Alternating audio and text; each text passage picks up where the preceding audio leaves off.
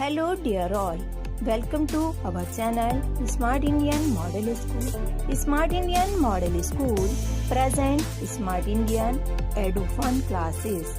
EduFun online classes includes course studies of playgroup to class 12, emotional and communication skills, happiness classes and DIY activities.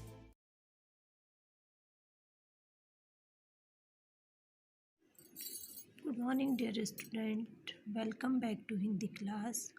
Hope you all are good and happy. Today we will start our new chapter, that is जागरण गीत. जागरण गीत सोहनलाल द्विवेदी ने लिखी है. इसमें वो मनुष्य को एक सीख दे रहे हैं कि मनुष्य को हमेशा कठिन परिश्रम के साथ विपत्तियों का सामना करना चाहिए और जीवन की सच्चाई जो है वो क्या है, परिश्रम करते हुए ही साहस से आगे बढ़ना और सुख प्राप्त करना, यही जीवन की सच्चाई है. मनुष्य सदैव जीवन में आने वाली विपत्तियों, मुसीबतों और कठोर परिश्रम से बचकर कल्पना के सुखी लोक में विचरण करता रहता है. मगर जीवन की सच्चाई ये है कि विपत्तियां झेले और कठोर परिश्रम किए बिना जीवन में सुख प्राप्त नहीं हो सकता. समझ आया बच्चों?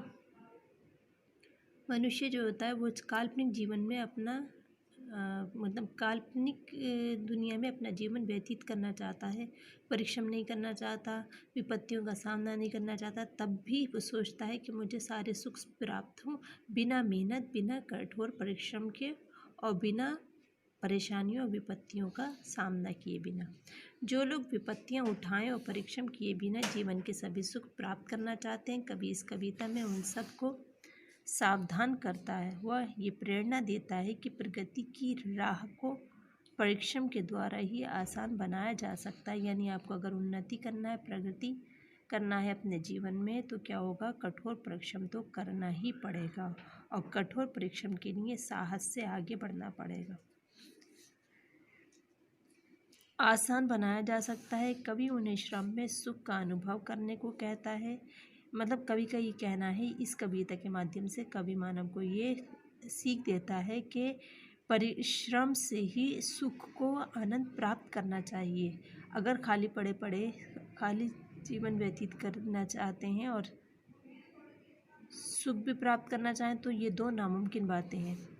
वो सावधान और बेखबर हो जाने का संदेश देता है. उन्हें पतन की जगह प्रगति की ओर बढ़ने की प्रेरित करता है. वो कहता है कि अपने आप आलस में पड़े रहने से और सिर्फ कल्पनाओं में पड़े रहने से क्या होगा, पतन होगा, प्रगति नहीं होगी. अगर प्रगति करना है और उन्नति करना है जीवन में, तो क्या होगा, कठिन परिश्रम करना ही पड़ेगा, विपत्तियों का सामना करना पड़ेगा. वो मन की संकीर्णताओं और बंधनों को तोड़कर बूंद से सागर बन जाने की प्रेरणा देता है. वो कहता है कि कवि कहते हैं कि काल्पनिक जीवन से बाहर आकर, यानी कि सच्चाई का सामना करके, बूंद हो तुम, अभी तुम्हारी कोई अपनी पहचान नहीं है. सागर बनने के लिए तुम्हें बहुत मेहनत करनी पड़ेगी, तब जाके तुम इस जीवन में प्रगति कर सकोगे, उन्नति कर सकोगे. तो बच्चों, अब पोएम शुरू करते हैं. अब न गहरी नींद में तुम सो सकोगे, गीत गाकर मैं जगाने आ रहा हूँ.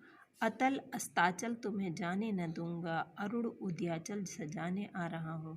इसमें कवि कह रहा है सवेरे के माध्यम से बता रहा है कि अब गहरी नींद में, यानी तुम्हें अब कल्पनाओं की जिंदगी में, कल्पनाओं में नहीं जीने दूंगा, कल्पनाओं में नहीं पड़े रहना दूंगा. गीत गाकर मैं जगाने आ रहा हूँ. गीत गाकर यानी कि सूर्य उदय जब होता है तो हर तरफ हरियाली, खुशियाँ, रोशनी, चिड़ियों की चहचहाहट ये होती है. और क्या होता है, कवि जो है प्रेरणा दे रहे हैं कि इन सुबह के समय से या प्रातः काल से तुम भी सीखो. और गीत गाकर मैं जगाने आ रहा. अतल अस्ताचल तुम्हें जाने न दूंगा. अतल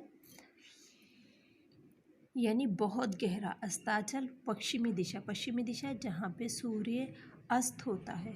तो तुम्हें अस्त नहीं होने दूंगा, मैं तुम्हें बहुत गहराई में नहीं जाने दूंगा, बहुत पिछड़ा नहीं होने दूंगा और ना ही तुम्हें तुम्हारा पतन होने दूंगा।